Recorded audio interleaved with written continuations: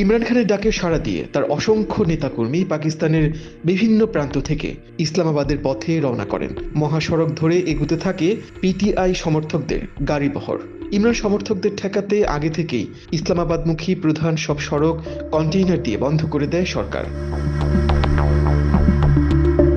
তবে সব বাধা ভেঙে ইসলামাবাদের পথে এগোতে থাকে পিটিআই সমর্থকদের গাড়িবহর। সোমবার সন্ধ্যা নাগাদ রাজধানী ইসলামাবাদের উপকণ্ঠে পৌঁছে যান বিক্ষোভকারীরা। এ সময় আইনশৃঙ্খলা রক্ষাকারী বাহিনীর সঙ্গে দফায় দফায় তাদের সংঘর্ষ হয়।